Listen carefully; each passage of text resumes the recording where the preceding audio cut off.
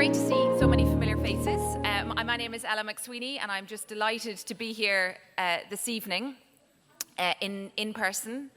Last year we did this online, and it was just marvellous, but it's not the same being in person, and it's just such a relief to be in a room full of people again. I'm just delighted to be with you here this evening. I would just ask you, first of all, just to reach your hand into your pockets and make sure your phone is off if you can, or put it on to mute, just to make sure it doesn't go off while the videos are playing and the farmers are talking and all the rest.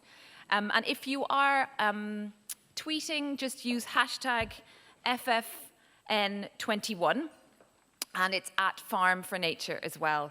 So just tag Farm for Nature in and FF21 as well. So what we're doing this evening for the next hour and a half is, I suppose, we are celebrating the work of what the Farming for Nature community is doing, and you know, to acknowledge that work and quite simply say thank you so much to the farmers who are here and all of you who will be watching online as well, for your efforts, your skills, the amount of work and energy that you put into doing what you do.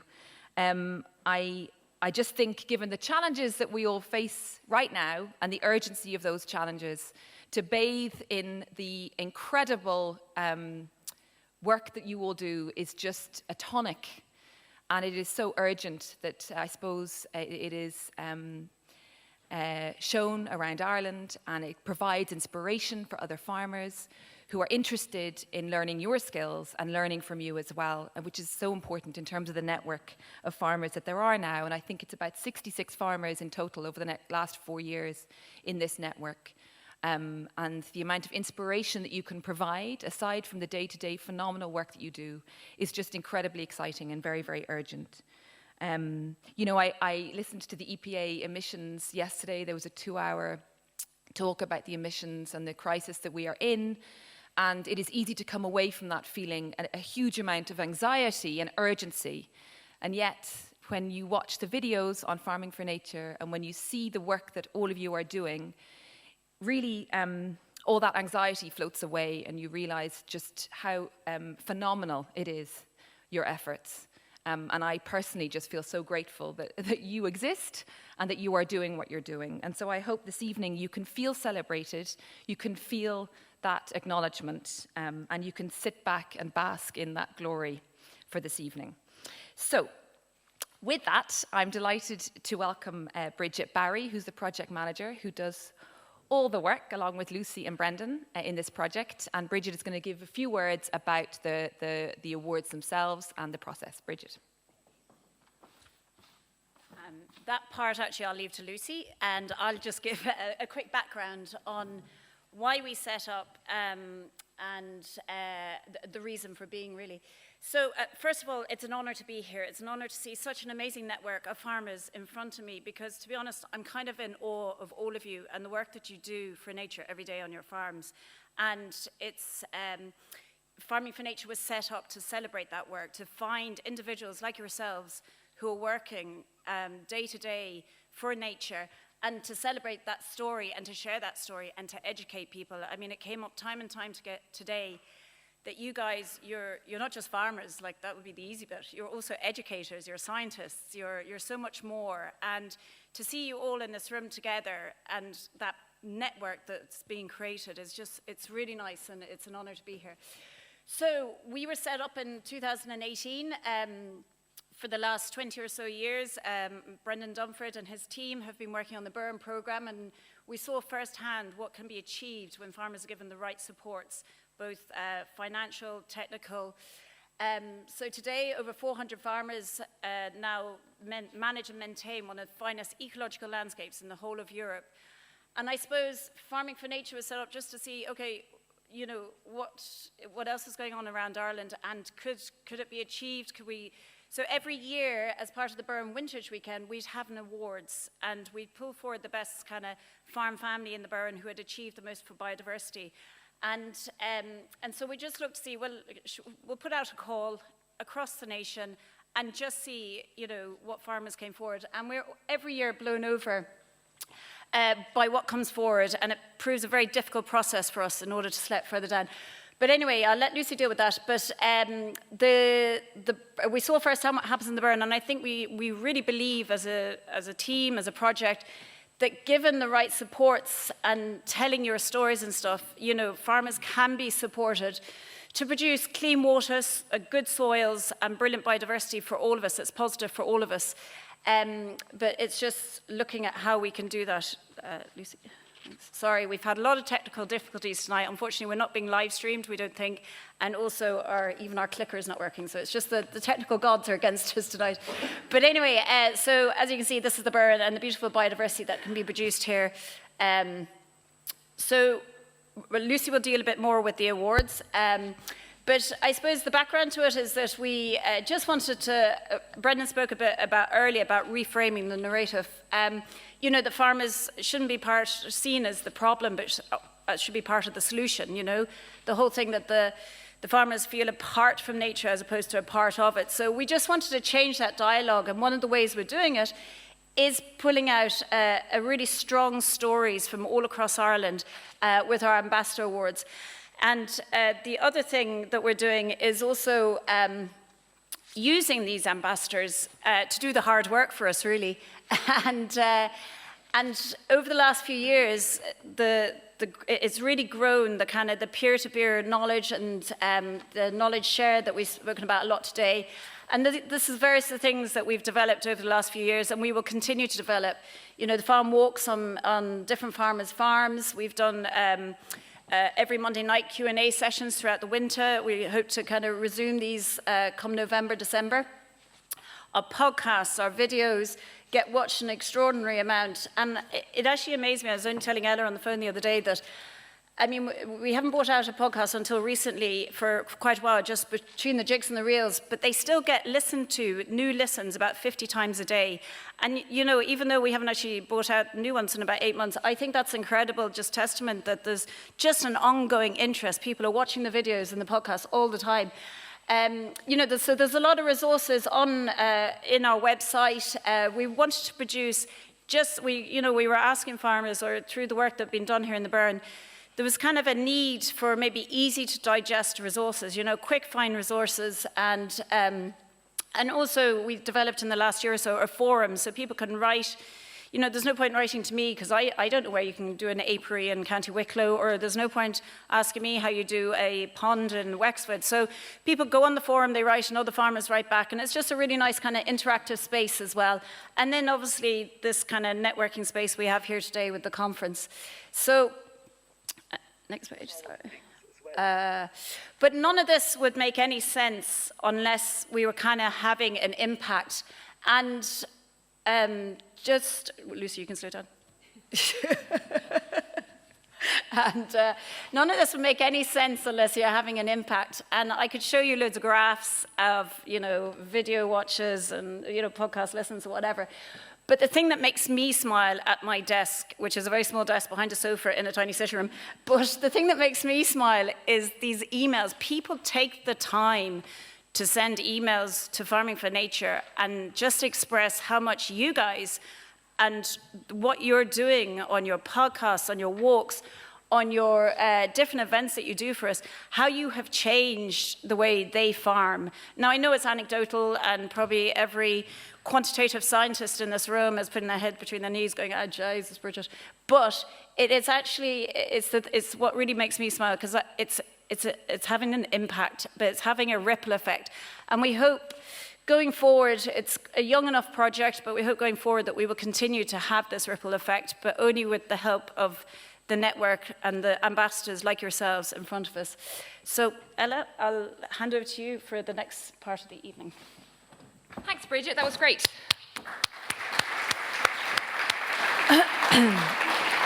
I'm simply going to hand over to Lucy, who's going to talk a little bit about, she's a programme officer, and talk a little bit about the process of the awards themselves. Lucy. Thank you, Ella. Thank you, Bridget.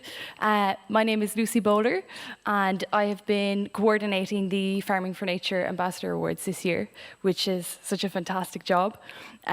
It's funny, just when I think back to this time last year, I wasn't directly involved with Farming for Nature. I was just a fan, but I was also watching the live stream of the awards, and it was like my Grammys. I remember being so excited and delighted by all the amazing farmers and the amazing work that was being done, and just thinking, you know, finally some positive farming stories, because they are everywhere and our network is proof of that, but it's not always very often that we hear them. So anyway, it's lovely to have been involved in the project this year.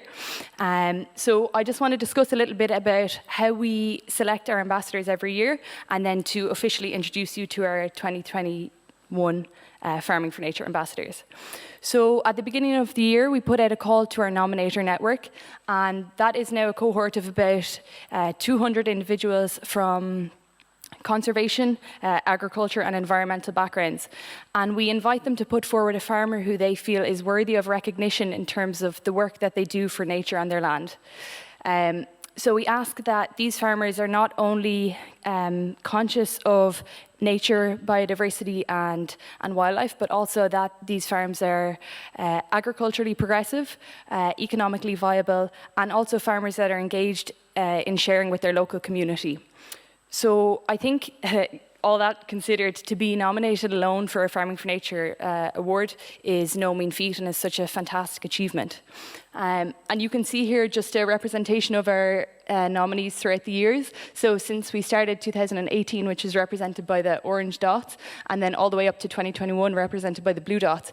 And the number of nominees that we receive has increased year on year. So this year we received our highest number of nominations, which was 53 from 19 counties, which is a really fantastic figure, and I think a really positive reflection on Irish farming in general.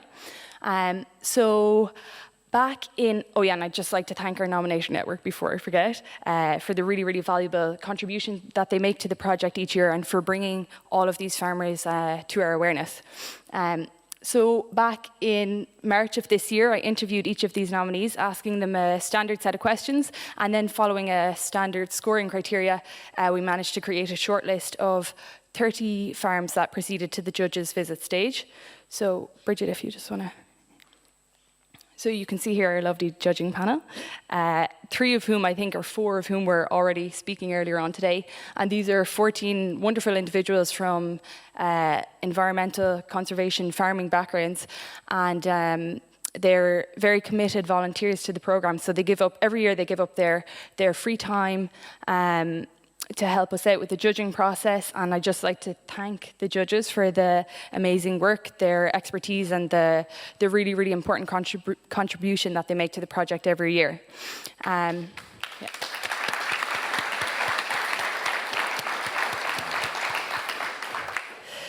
So at least one judge visited each of our 30 farms this year, and this gives the judges the chance to meet the farmers, to see the farm, to learn more about their farming system and their practices for nature.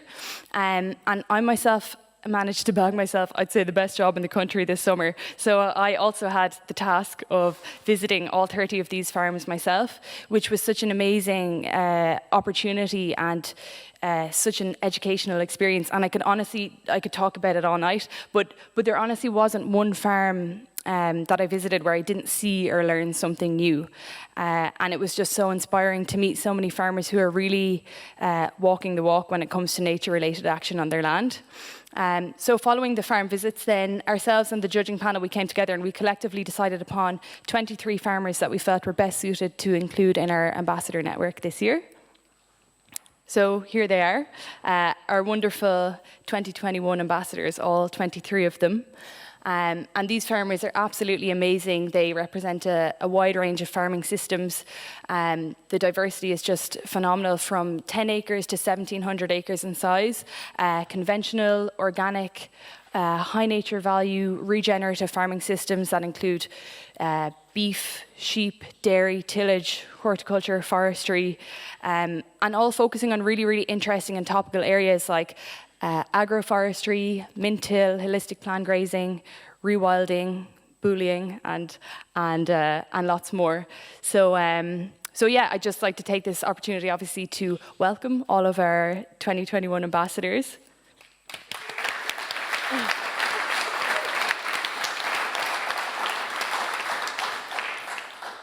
We're really, really delighted to have you on board, and we look forward to working with you in the future.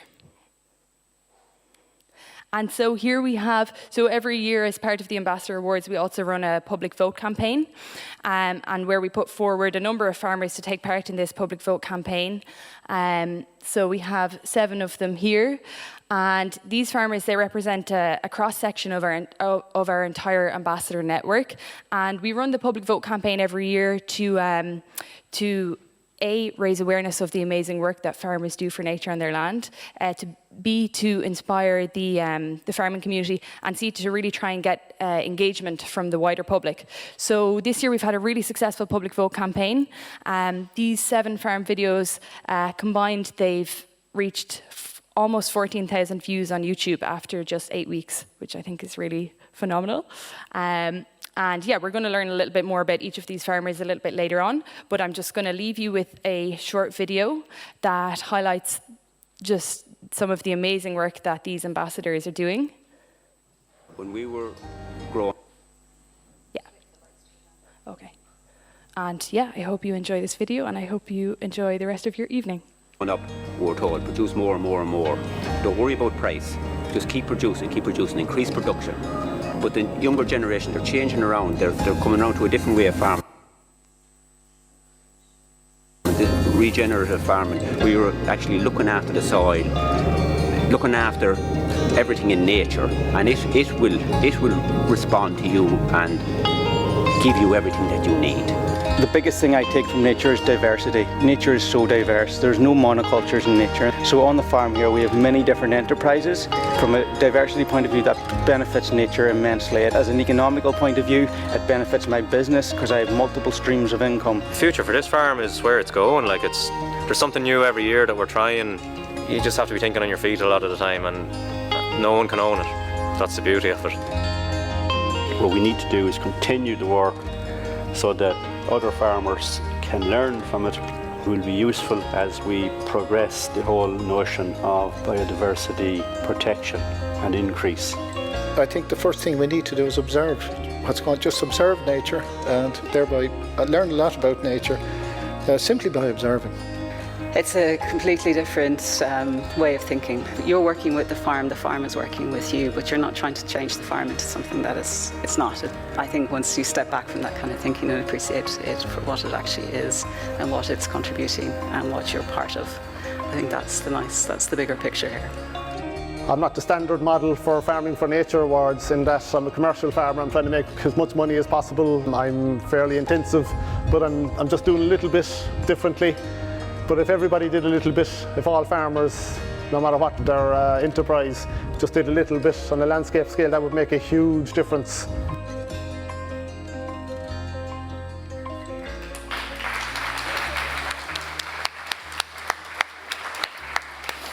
Such wise words there. Lucy, thank you very much. So last year's winner was Jim Cronin, and we're going to ask Jim to come up and talk a little bit about his year as a Farming for Nature. We'll come over this way. Is this work? Yeah. So sorry, Jim, I was just saying now, you were last year's winner, of course. Tell people who might not know about your farm a little bit just about your 16 acres, is that correct, Sinclair? Yeah. So it's a small farm, 16 acres. So a mixture of horticulture and livestock. So I have 3 acres of market garden where I grow produce and sell it within a 10-mile radius. So I'm very conscious of how far I travel with my produce. So I get phone calls from all over the country looking for produce, but I only want to go within 10 miles for my ecological footprint. And then the rest of the farm, I have a few suckler cows, and then of course I work with horses. I work with farm horses. Yeah. So and I suppose so much of what you do is about, education, it's learning, it's showing people what you do, giving people the opportunity to learn from your farm and your efforts. In the last year, obviously we've had COVID and everything, but have you had much of an opportunity to do that? I have, yeah. So 2 years ago I didn't know how to turn on the laptop. And I don't own a mobile phone. And I think we potentially could become slaves of technology. So that's what I think we could potentially become. And so my daughter said to me, you've got to embrace an iPad and you've got to learn how to turn it on. So I learned all that, and then I also said to myself, I've got to learn new skills every year, not just farming skills, but I've got to learn other new skills. So I took on board Zoom, and so during last year, during COVID, and at the beginning of this year, I was teaching people online. So instead of having, I run one particular course I run with Knots is I train people to be market gardeners. So normally we would have 21 people, that's our cap. And this year I had 71. Yeah, so. That's amazing. So, and we had inquiries from other countries. But we just stayed Irish because it's very specific, our growing conditions in Ireland. Yeah, so the demand, there was a response, a bit like everybody wanted to make bread. People wanted to learn how to grow food, they wanted to reconnect with food, they wanted to learn where their food comes from. So there was a huge groundswell of interest in people learning. And you were the winner last year. I mean, everyone is celebrating each other, but you came out as the winner. I just wonder, it's sort of a cheesy question, but what kind of reaction have you had over the last year to that? And has it been something that you have found? I mean, there definitely has been a huge escalation in interest in this area for farmers. Yeah, so it was very positive, the response. It was very positive. From a lot of people, and some things were quite simple. Like my 5-year-old grandson said, "Yes, we won," but he would say that. So I had to say to him, "It isn't all about winning," and but it was quite incredible. Like I was walking on the street in Killaloe, and I met a guy, and he said, "You won that award thing," and he said, "I don't eat rabbit food. Isn't that what you grow? You grow all that kind of green vegetables. I don't really eat rabbit food, but I do appreciate nature. And I might actually start eating rabbit food," is what he said to me. So there was all kinds of responses, and it was very positive. And, from the media, it was phenomenal. There was a huge interest from the media. The local paper, the Clare Champion, the local radios, all that kind of thing. It was very, very positive. Yeah, it's a good news story about farming. That's what it is. Absolutely, and a huge acknowledgement of all the work that you and farmers do. And I know that, you have a remarkable reputation as someone who's very generous with your time and in sort of being willing to help people. When you look at the map of the ambassadors around Ireland, and you see the gaps, there's key gaps in Ireland, so places like Mayo, for example. How important is it that farmers watching and everyone here who has that network goes out and tries to encourage farmers to look at this initiative now, for the next year as well? How important is it that happens? Yeah, it's quite important. And the beauty about farming for nature, like I'm preaching to the converted a little bit, but it's not exclusive to a particular group of people. And quite a few people said that to me. It doesn't belong to the organic guys. Now, I'm an organic grower, but they said it doesn't belong, it belongs to everybody. It's for everybody, this project and the concept of nature. And, if I'm just going to plant a handful of mountain ash trees, so it's very, very accessible. And there's brilliant farmers in Mayo. They just need to be kind of brought out of the woodwork, basically. Yeah. Well, I suppose it's a good message to send, which is for people to reach into that network and encourage that to happen. Yeah. Because it's an extremely positive network for farmers and for people like me who don't farm but are very interested in that area as well. And it's an important time to reach out now and do that. Yeah, and look, as you said at the opening, it was never more important for us to farm for nature and to farm in an environmentally sensitive way. And, like if it's up to us to mind it for our grandchildren and our children, it's actually quite a big onus on us, that we have got to mind this environment and to act responsibly with it and to mind our water quality and all of that, because they won't remember us how much money we made or how much money we left after us, but they'll remember the things we did for the environment. Well, your legacy is going to be quite remarkable in that regard. You're going to announce the winner later, but thank you so much, Jim. And thank you for all your work. Jim Cronin, everyone.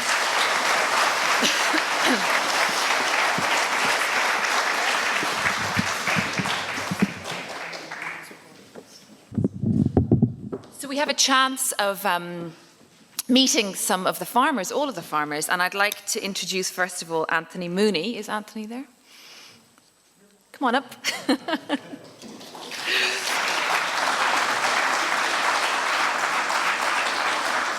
Anthony, if you take that mic.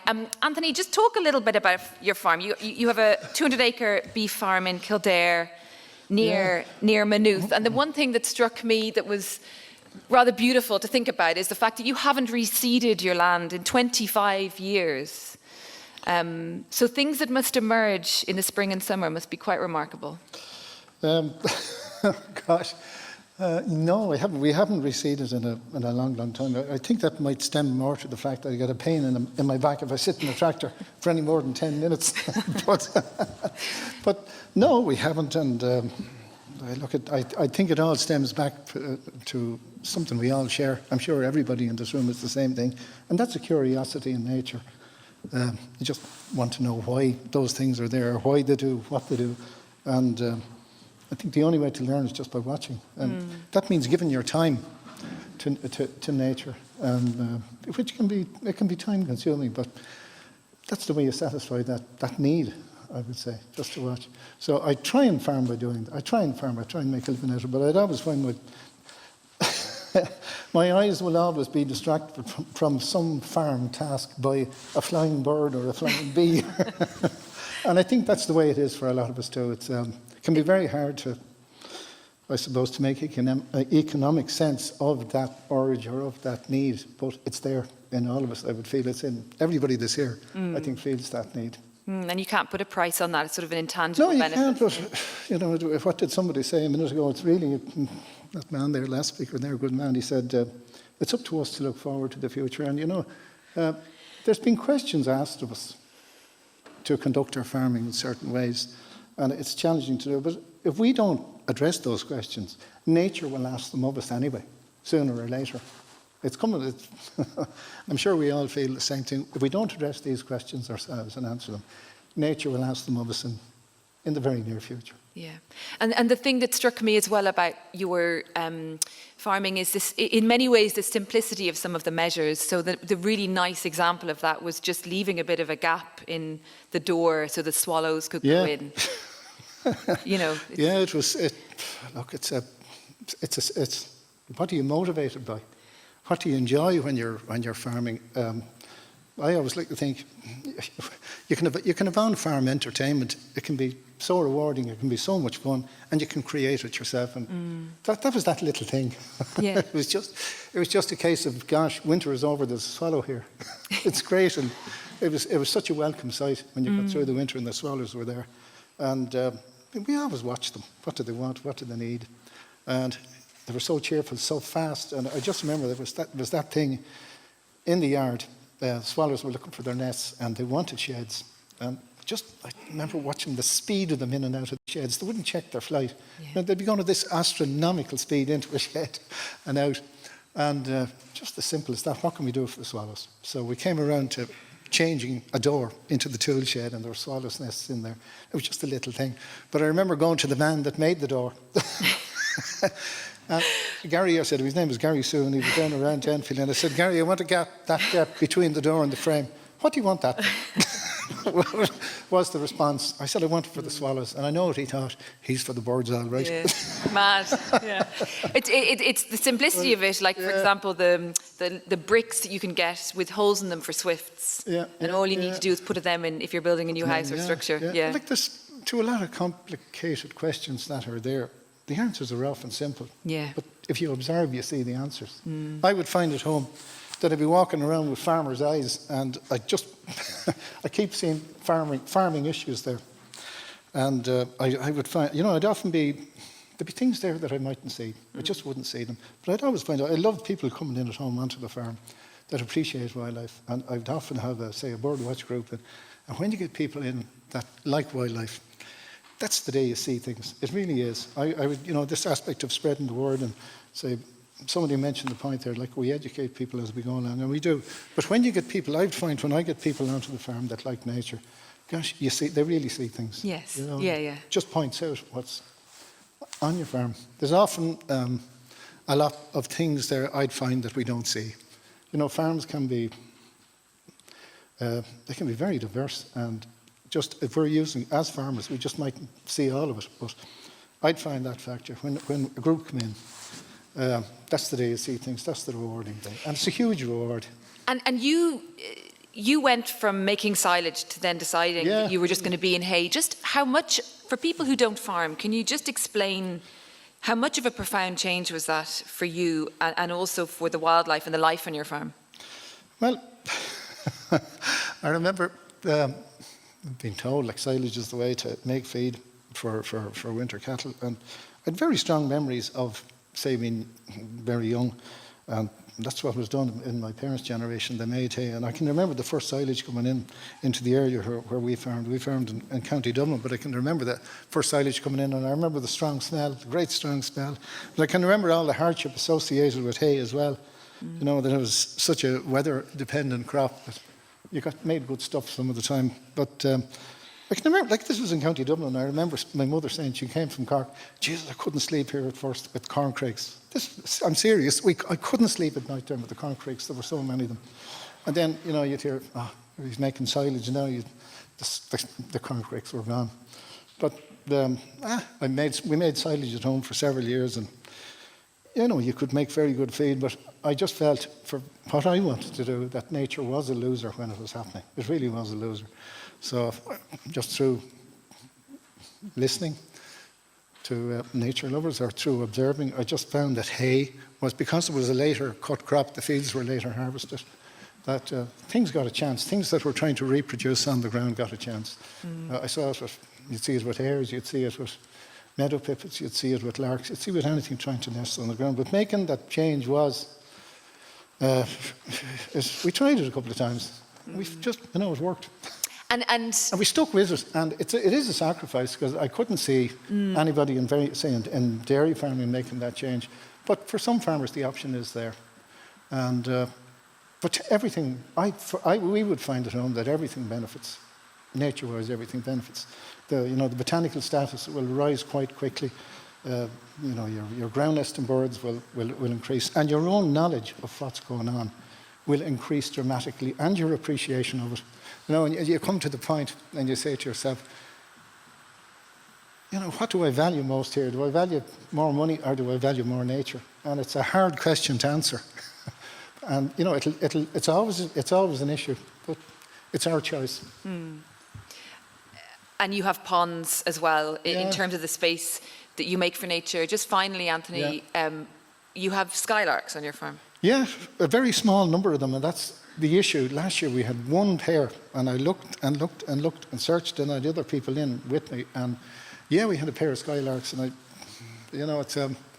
did they get young away? Maybe they did, maybe we didn't, but we were fairly certain they did, because I know, and somebody else came in after me and said they saw young skylarks on the farm, which is a huge thing. I know we got meadow pipits away, and I know we'd be getting, now and again we get young hares away, but that's because we're making hay. We're just delaying disturbing the ground until their reproduction system is over. It's a big ask of people to make, but the question is now, do you want to do it? It's what do you value? Well, thank you very much for everything you do. Okay. Yeah, Anthony Mooney, everyone. Thanks very much, Bob. Thank you, Anthony. And we're going to go from Kildare now up to Donegal, and I would ask if Cathal Mooney could please come up. Cathal. And Cathal, you have a mixed farm in Donegal. Just talk a little bit, picture it for us. Yeah, so we farm on, it's a 10-acre site, so it's considered small, but it's more than enough for me to manage. And being inspired by nature, nature's diverse, I felt it's figured that out over thousands, millions of years. My economic business plan should probably copy that. And so we run a diverse farm. We produce eggs, we produce meat, chicken, turkeys, pork, lamb, and we also now have started agri-tourism on the farm as well. And you have this thing that you were talking about in your video, which is really interesting. And I mean, it's much like what you just said, which is this idea that you're just looking at nature and seeing what it does, and then mimicking it yourself in order to run your farm and run your 10 acres. Yeah, not only running the farm, but even how I live my life. Like animals hibernate in the wintertime. They slow down. They work hard in the spring and the summer to raise their young, to put on fat. So we slow the farm down in the wintertime. You know, we take a lot of animals off the farm. We sell them to our customers, and I slow down. That gives me time to physically reboot and psychologically reboot and plan for the next season, and then we hit it again in the springtime. And I find since I started living my life like that, I feel healthier physically, mentally, and it makes sense to me. And you speak a bit about using pigs, not tractors. Just explain that for people. Well, yeah, I often, when anyone comes to the farm, I always talk about me. It's only really me on the farm, but it's me and the animals. Because we're trying to utilize animals on the farm. So anytime we're looking for a job done, I'm thinking, how can I get this done by something that's going to appreciate as opposed to depreciate? And pigs are a good example. They're real ecological kickstarters. They would have evolved in woodland. And so we use them on the farm to try and open up some woodland, get more light in, so we can get some grasses, and then we can utilize that woodland for grazing herbivores in, or whatever. It gives us options on the farm. We're taking land that has been derelict, and we're making it productive again in a system that's working with nature. And you speak about the idea of you could buy a tractor, but it'll depreciate in value. You have this pig instead, and they actually appreciate in value over time. So it makes complete economic sense for you as well. Yeah, I mean, the whole farm is underpinned by kind of three things which were mentioned earlier, that were ecologically beneficial, that were socially beneficial, and that were economical. And like the pig is a great example because ecologically it's doing a service to the environment. Socially, we're selling, quality, top quality, nutrient-dense pork, and economically, it's actually appreciating for me. So it ticks all those. It's a win-win-win. And finally, Cathal, how important is it for you in everything that you do that you also feed your local community? Because that, from my understanding, is a core part of your approach as a farmer. Yeah, I suppose. I take great inspiration from honeybees on this one. Maybe, honeybees are, they say, 80 to 100 million years old. That's a long time. And if you go to any beehive, there could be up to 100,000 bees in that hive. But every single one of them are working for the good of the whole. And that's how they got to be 80 to 100 million years old. So I think I should look after my community, and maybe we will live that long. Cathal Mooney, thank you very much. Cathal Mooney.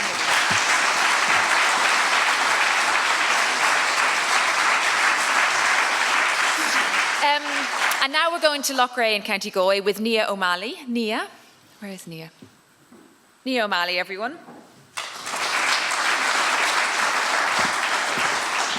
Nia, it's lovely to meet you.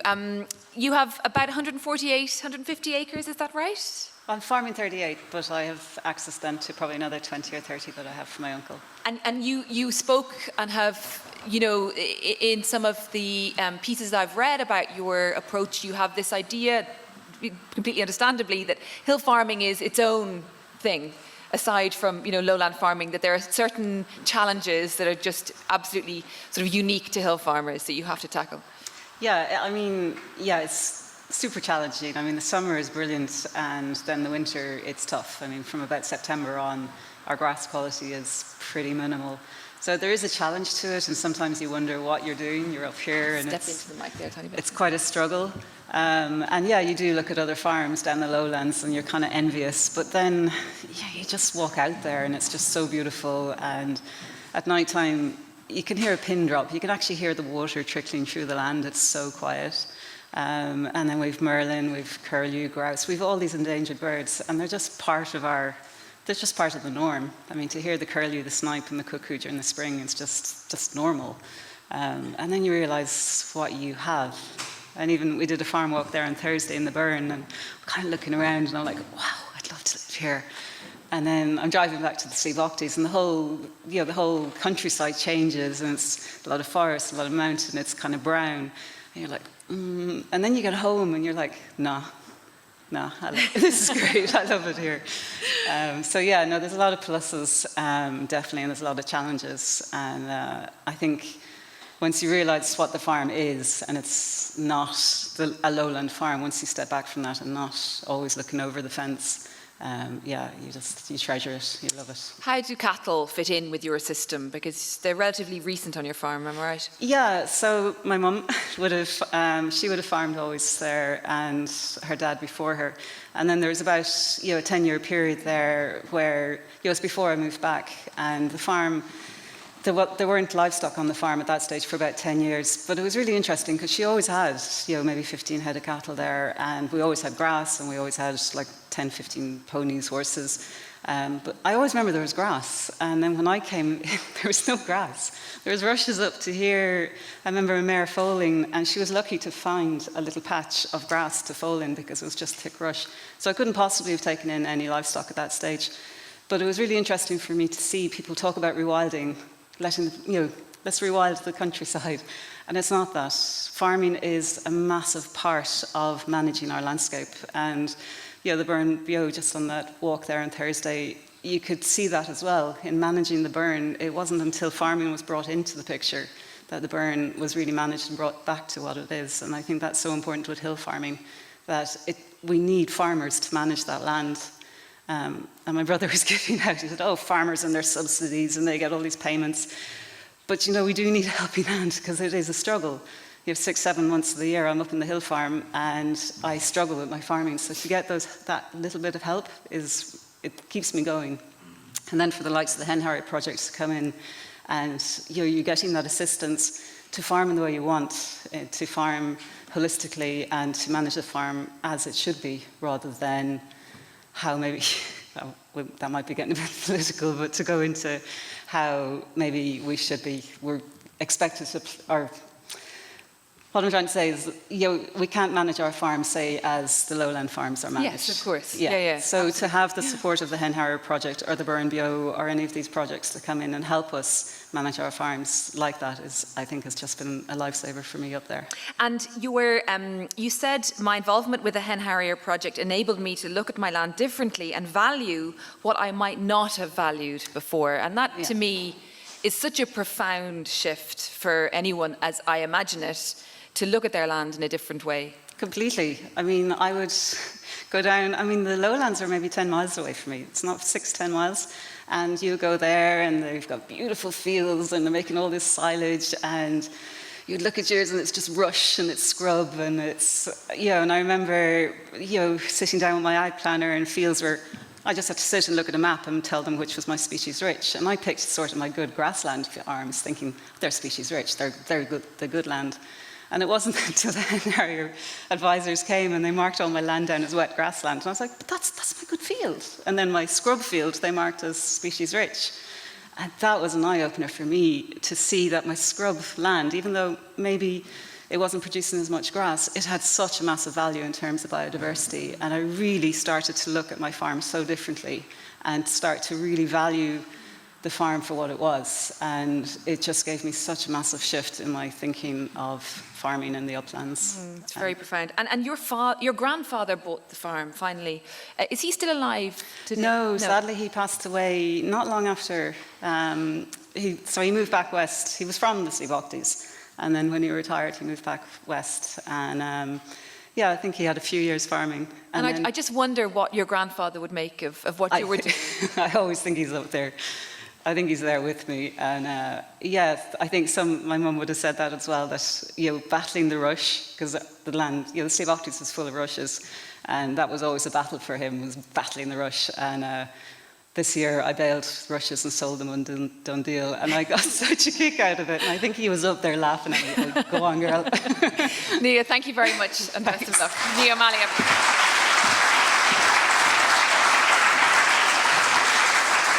And next we have, we're going to Westmeath, Jared Deegan. Jared. Jared, the drone shots of your farm are incredibly impressive. When you look over your farm and see the extent of woodland that you have, can you just describe it for people who haven't seen it? In 2012, I had a change of plan, and I planted 100 acres of forestry. As you do. Well, it's a long story for another day, but it's half hardwoods and half softwoods. And I had to grow for the hardwoods, and I have a mix of everything: ash, oak, beech, sycamore, alder, birch, everything, with a mix of everything through it then as well. I have plenty of pathways that I design through it, and every so often then I have special species of trees just to break up if there was any monotony in it, to add diversity to it. Same in the softwoods as well. I would have hardwoods in amongst it as well, and there's no real big plots of silk or Norway or Scots pine. It's all intermixed, so you have plenty of biodiverse pathways and grass margins. And it was amazing, actually, some of the people, I think it was Anthony mentioned earlier on, when just step into the mic there, yeah. You can hear enough of me. When people come, or one of the judges came, and you're walking around, and what they bring, how much I learn when somebody else comes, they are so observant and hear. I love the timber, I love the trees and everything like that. Somebody else comes and they're so into, I love the birds, but I don't know the names of them all. But somebody will tell you, but that's such and such a bird, or that's so many different grasses, this species and that species. Next thing is down to the bees or the moths and the butterflies. There's so much going on, and that to me is fantastic. Full of life. Full of life, yeah. And since that time when you started planting, 2012, yeah. What kind of change have you seen in the amount of life on your farm? Oh, phenomenal. And it's through other people coming in and helping me to observe more and more and more. I get fascinated with one thing, or what the big things I can see, maybe with the badger or the hare or the fox or whatever going by, but there's so much smaller stuff going on, and when your attention is drawn to that, then you start looking at the grass margins and leaving more and more of them. Even as Noel would say, like, I watched his video as well. It's fantastic, like the bees and all the different types of bees, and you start noticing what flower they're taking on and what they want. And so you create a little environment for that fella to mature and increase in the next year. Because you said that the bees are a lesson in life. Oh gosh, yeah. I have an apiary, I have 10 or 12 hives. They're fantastic. Like Cathal alluded to it, they're a lesson for everybody. You know, the simplicity, and especially what impresses me more is the small guy. Like a bee there, he'll give his life to bring in a spoonful of honey. But the hive, you could have 140 pounds of honey. What one little guy, and that's what gives us all hope. Just a drop in the ocean. But when all them drops come together, 140 pounds is phenomenal. And even the queen, she's looked after, everything, she's groomed, she's fed royal jelly, everything that she needs, she gets. But when her time is up, there's no royal pension or anything like that. And it's all for the good. Everyone moves on.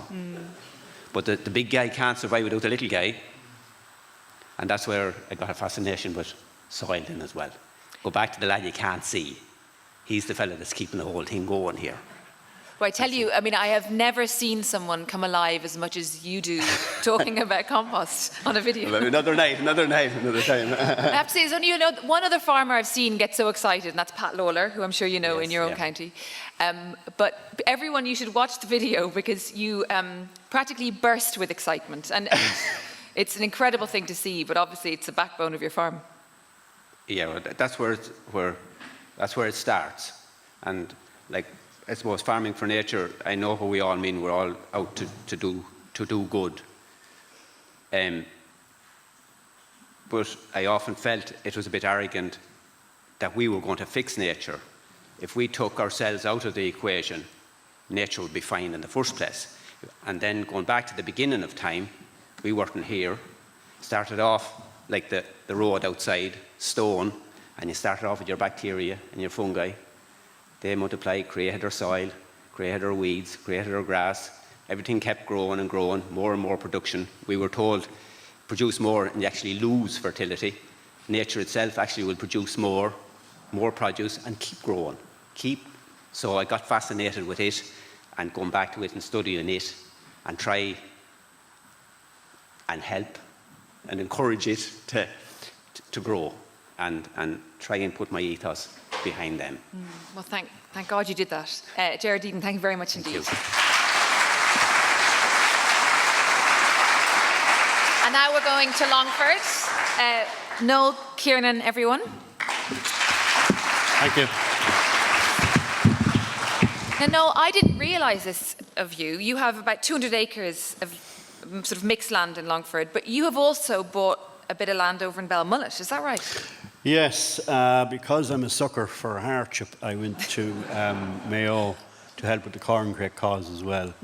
Because as you know, I'm obsessed with saving things from extinction.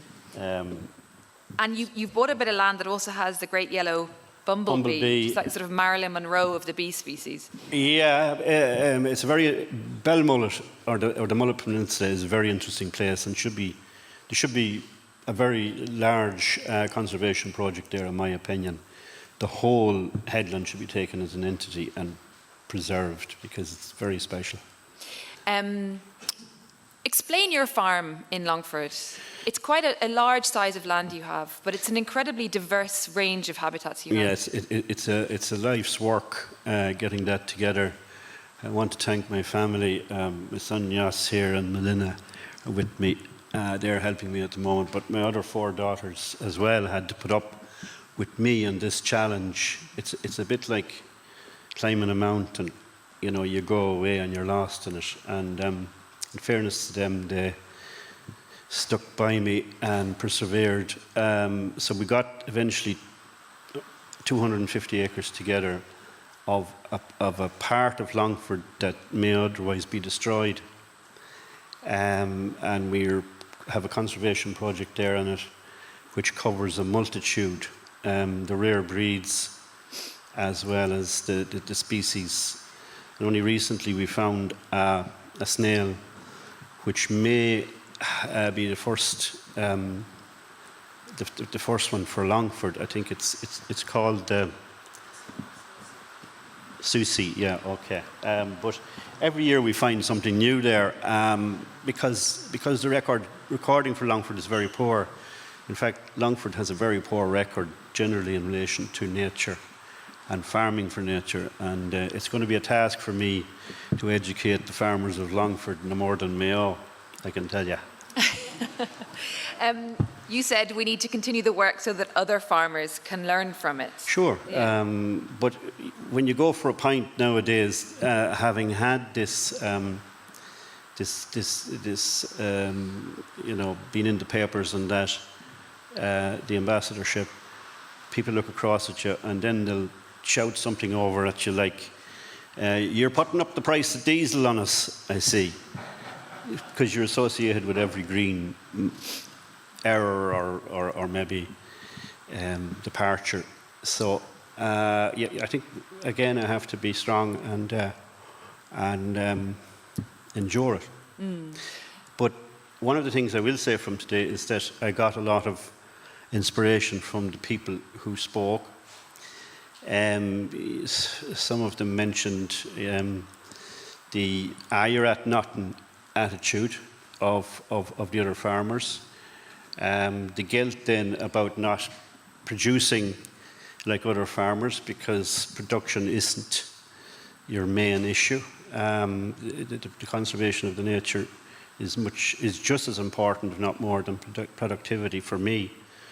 And then, of course, the gut feeling that you're doing something that you should be doing anyway. And I think that it was important to get that inspiration from the people today for me.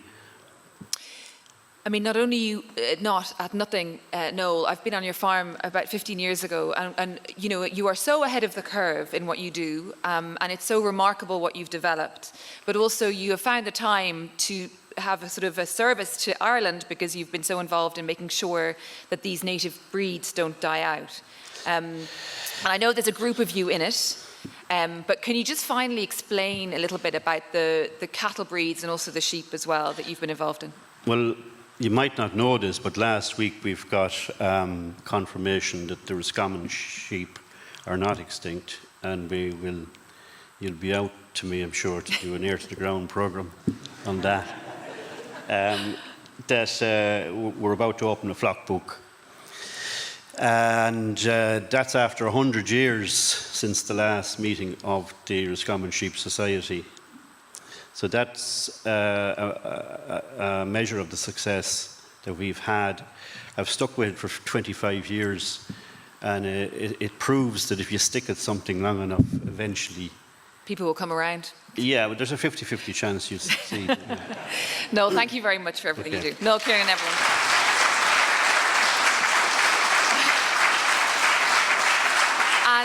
And from Longford to Cork now, Paul Moore. Where's Paul? Paul.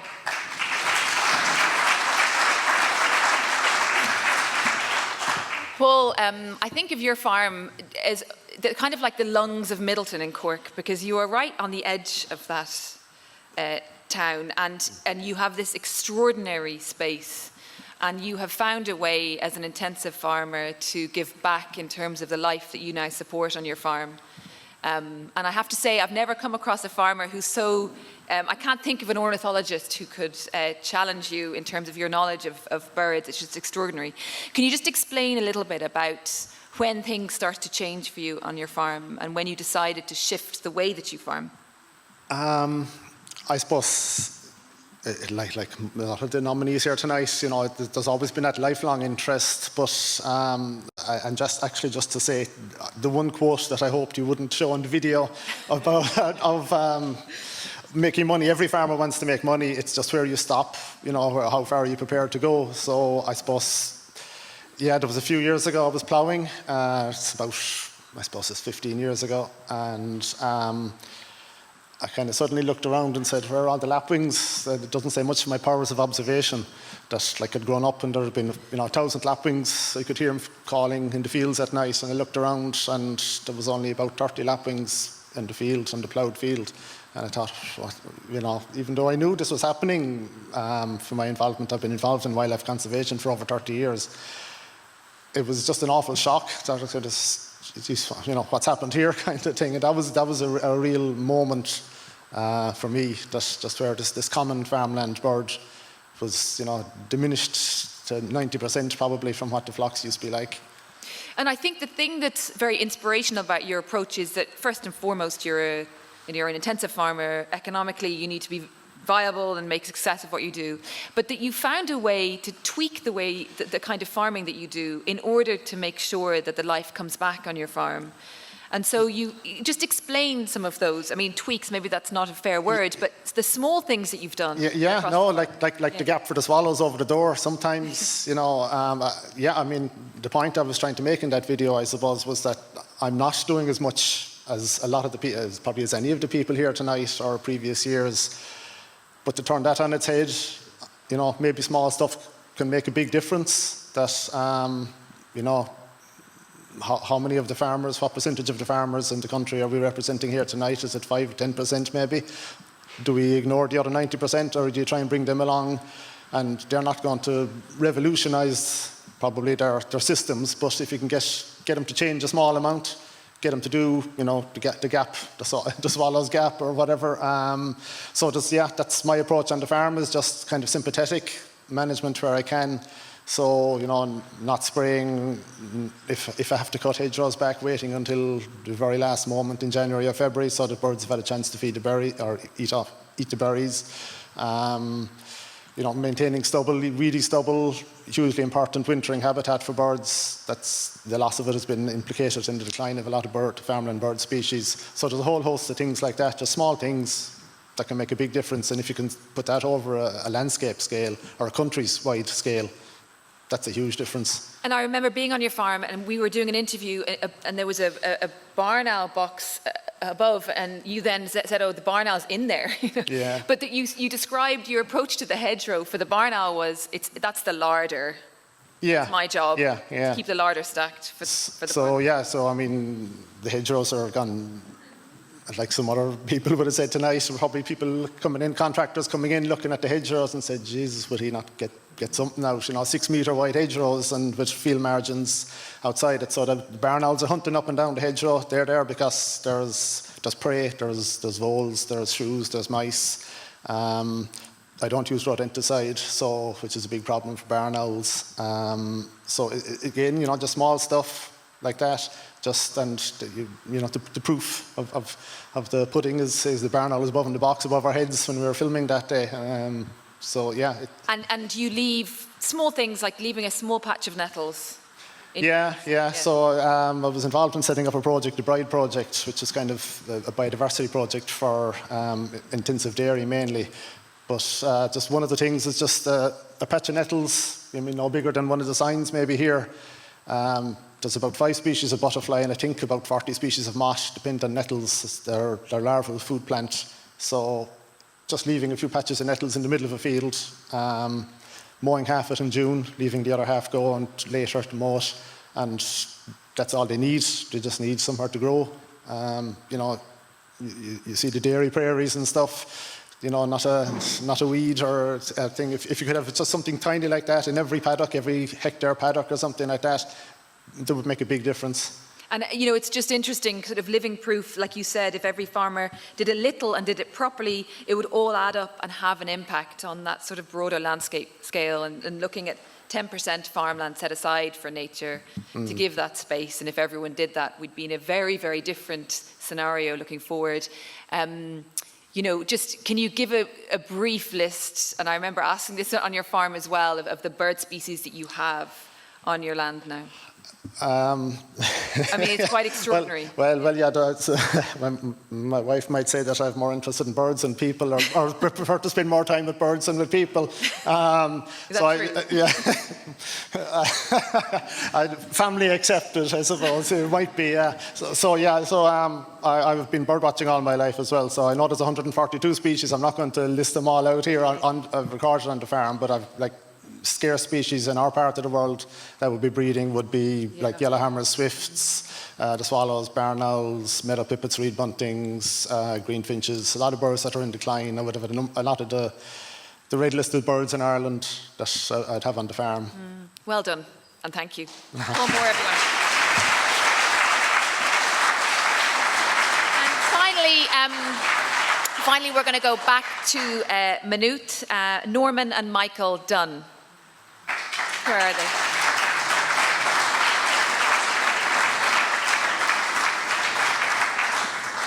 Hi, Norman. How are you doing? Nice to see you. Hi, Michael. You can share together. It's great. Yeah, we shared everything else so far, so we're not too bad. Norman, 400-acre tillage farm, an impressive farm, and then about 5 years ago, just describe what happened. I think it was about 5 years ago you were on roughly, ploughing, and what were you thinking? We were monoculturing mainly spring barley, continuous spring barley, so, sorry. Ploughing, ploughing, beating hell out of soil, and slowly saw it creeping backwards. We moved more emphasis onto caring for soil, or we put more emphasis on soil. So we started knocking on a few doors. We attended a soil course in 2015, I think, with David Wallace. Because I remember you saying, sorry to interrupt you, but I remember you saying to me 5 years ago when you were ploughing, you just suddenly realised and had that realisation that Paul had as well. Yeah. You know, where are the birds? Why are they not? Everything, it was not, barren is a bad word, but it was kind of barren. And look, little things that you would have noticed, soil runoff in rivers, like that to me was our fertility going out a drain, bringing nutrients with it, and it's bye-bye, you're never going to see that again. So Yeah. Because Michael, you used to have to wear a hat because the birds would. Well, seagulls all over. Yeah. And we didn't have any cabs on tractors or machinery. You know, all the seagulls were diving around, and there was a massive amount of them after the plough. Yeah. But you know, like the tillage land is in 50 years in tillage.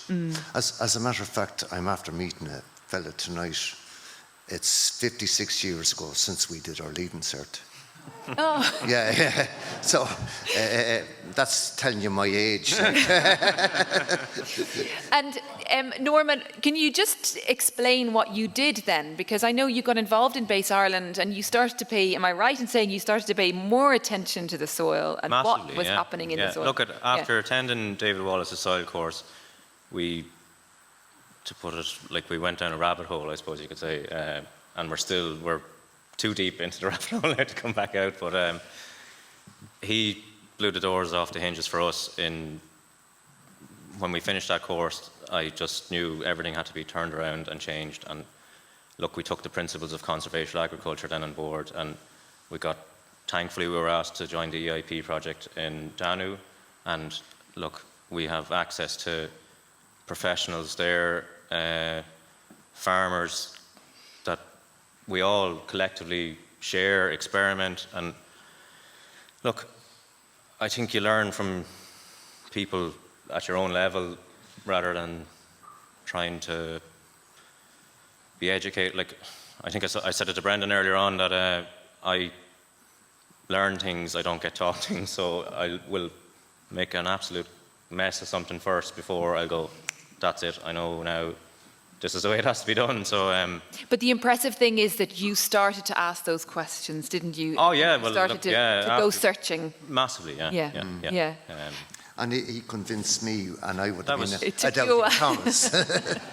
And Michael, Norman, you had said biodiversity has exploded on the farm. Have you seen that as well? I have, yeah, definitely, yeah. The life that's under the soil, the life that's under. Most people were talking tonight here about life over the soil and plants and things. Now we have that as well, but the life under our soil is colossal, you know. And you see, our bodies have about a kilogram of microbes, you know, and there's all kinds of microbes in the soil. So they're needed to keep our body sustained, you know. So I don't know. We probably are sustaining life under the soil more. Like what we were doing literally was breaking up their house or their homes every year. You know, that it was the same thing as if you burned down your house and rebuilt it and burned it down again the next year. You know, for us. Yeah, it was put one way there one time that you're building up the house throughout the year to break it back down again. That's what I'm trying to say. Yeah. Whereas now the house is crammed full. Now the house is fully structural and it's there and safe, like so. And you are also, because you have waterways around your farm. Yes, I think that I was saying that to Anthony earlier on. Like we were discussing ponds, and I said I don't feel the need to build a pond because we have that stream that runs, it meanders right around through the centre of the farm, and it just comes out. Life just bursts out from that, like. And you have found a way, through various means, melting urea and everything, but through various means of reducing your nitrogen use. Yeah, look, we're on the farm. We're growing, which is hugely beneficial for what? Growing combi crops there with peas and barley, oats and peas. They're fixing atmospheric nitrogen into the ground. This year, for the first time ever, we're growing oilseed rape, and we have companion crops with it, with clover, French clover, an Austrian winter pea, buckwheat, phacelia. I think that's it. And you know, the proof is in the pudding. I mean, I presume that the birds are back following the tractors, but when you put a spade into the soil now, we put a spade into the ground now. It's you're going to find worms. There's guys around me and saw the video you see of him digging the worms, and he said, a fella said to me, he must have been digging an awful lot before he found that. And I said, no, you can come out and dig anywhere on the farm now.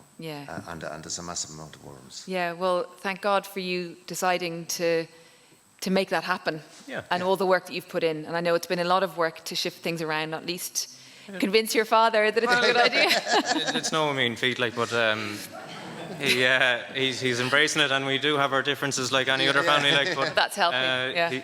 He definitely has. I have to commend him. Like, he does support everything that we do. Look, he understands the dynamics of it. Of that, put easily, like it's like an engine. If you understand how every component works in the engine, it's similar for soil. If you understand, it's much easier. It's much easier to put your finger on what's wrong. Yeah. Absolutely, absolutely. Well, thank you for everything you do. Norman and Michael Dunn, everyone. Thanks, sir. Thank you very much. Thanks.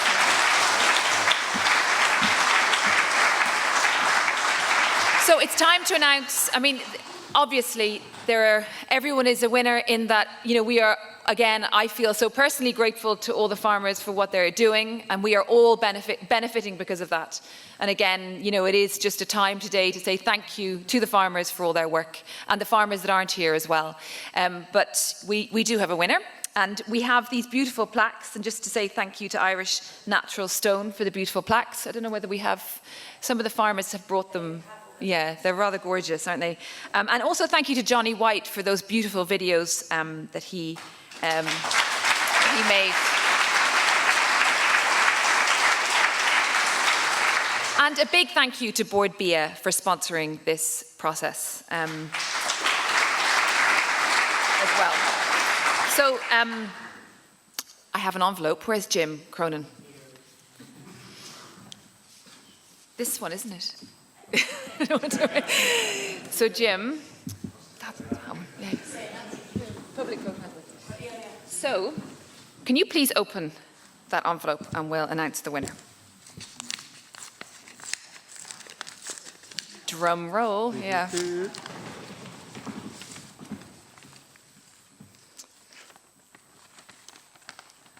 And this year's public vote winner is Norman and Michael Dunn.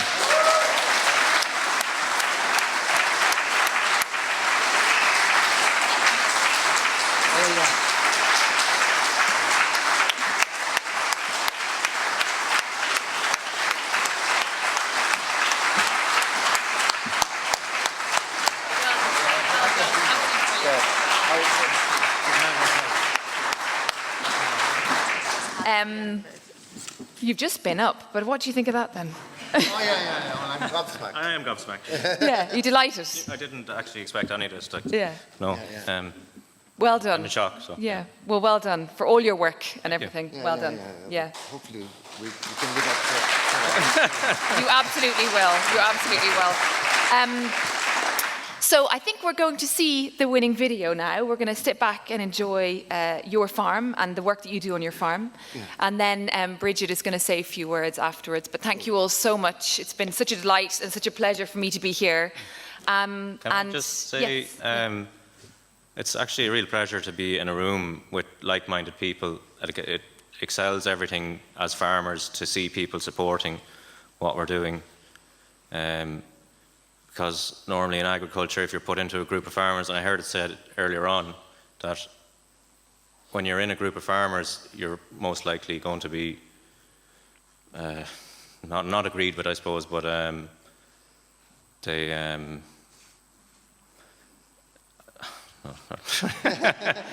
what I mean, I have to commend Farming for Nature for putting so many like-minded people together and working with nature and working together. So that's Brendan and Brendan and Bridget and Lucy and Johnny and yourself and everyone like that. Thank you. And before we watch your video, I suppose the last thing to say is we are in a situation of urgency. We need farmers to keep doing what they're doing and keep doing it well. And farmers like you who put a huge amount of work and effort into, learning about your farm and doing things in a way that is beneficial to the life on your farm and beneficial for the rest of us. And I suppose the only message that's so important to put out is to use your networks to encourage other farmers who are already doing a lot of this work anyway, to join this network in order that, that kind of positivity can be spread as well. Possibly, yeah. Yeah. Million congratulations. Thanks very much. Yeah, thanks. Thank you very much. We'll have a look at the video. Thanks, my name is Michael Dunn, and you're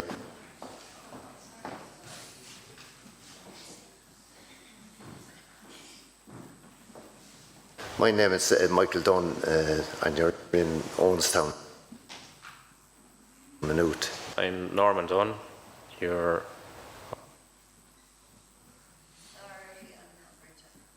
on a farm of 400 acres that I farm with myself and my dad.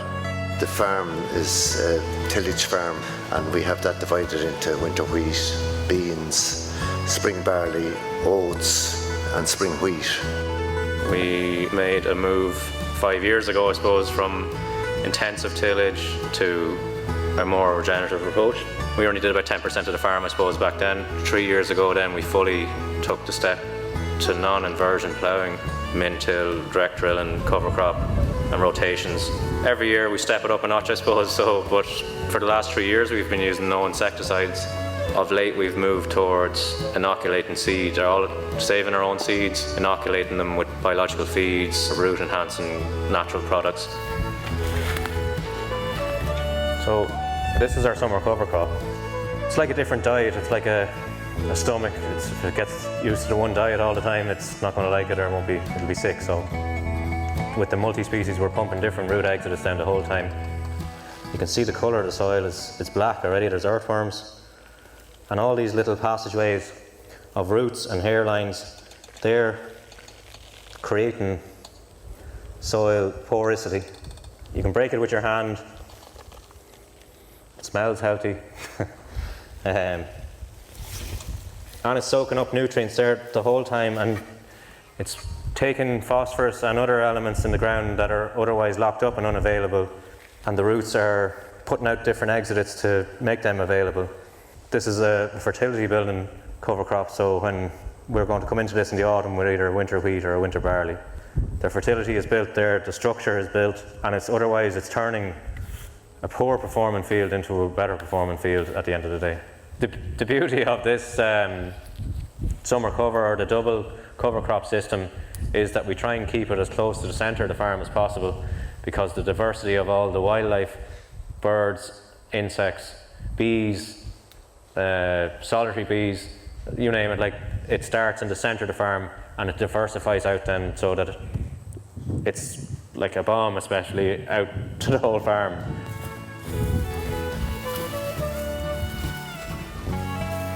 So these are our spring oats. They're a mixture of, they're an organic variety, Cotswold, 3 different varieties mixed together.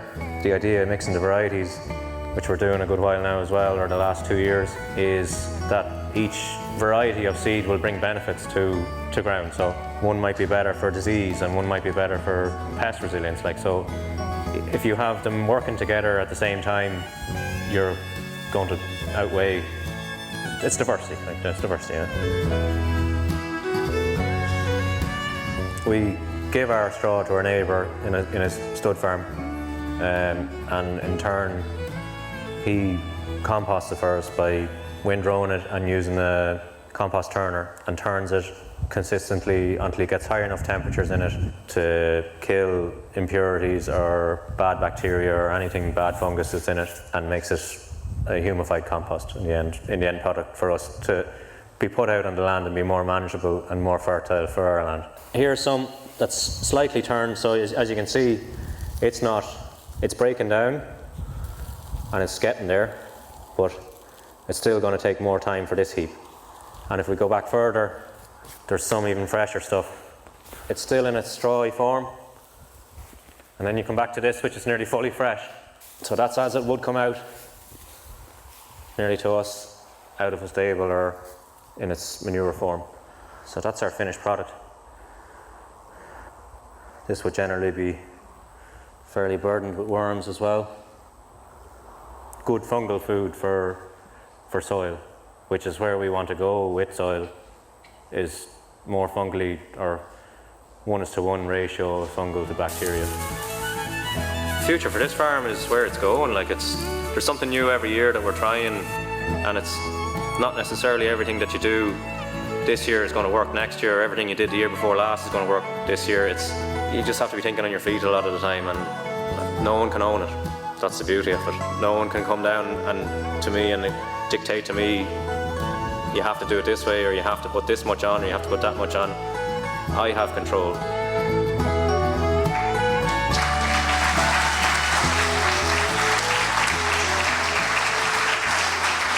My name is... So just very quickly, just to finish off, I know Ella's already done a bit of a call to arms, but just, how can you get involved? I think it's really important that we do continue to grow this network. And so for many of you who are ambassadors, you'll be able to nominate someone next year, or if you're part of BASE or Talamh Bio, please join any of our sessions, any of our online sessions, our walks, get other people to join them, anyone that you think might be slightly interested, subscribe to things, listen to everything, but also at any stage that you want to email us with any ideas or any funding contacts or anything, do not hesitate to do so. But finally, as always, I have to just say, thank you to all the farmers. I mean, I know tonight is all about thanking you, but really without you, without this growing network, without all that you do for Farming for Nature, about getting out your message and sharing your stories, there would be no Farming for Nature. So thank you, and thank you for continuing to share it and educate others. So please continue to do that. Obviously, thanks to our judges, our nominators, our funders, to the wonderful plaques. I'll be calling up all the ambassadors in a while to get a photo, to Irish Natural Stone, which is a local stonemasonry sculpturing group who produces beautiful plaques for us each year. To Johnny, obviously, who's been mentioned already with Oisin, thank you so much. Ella, you give up your bank holiday every year to come down here on a voluntary basis and compare these awards, so thank you very much.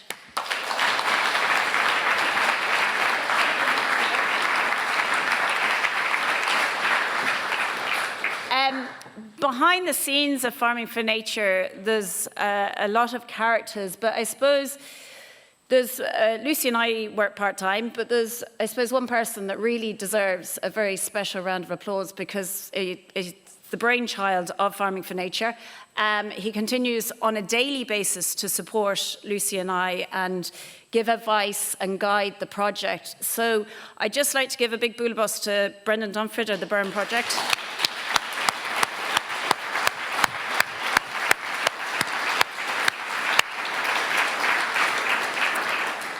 And you're now free to go and network. But I think the idea is if we can call all the ambassadors, both past and present, up for a photo. I think the photographer is going to stand here, and maybe all the ambassadors, past and present, can stand here. The ones with the plaques of this year, please bring them up. And then we'll, the ambassadors of this year, then we'll take a photo of. We will finish up with maybe there's a pub around the corner called Tully's on the main street. If it can actually fit as many of us in, it would be great.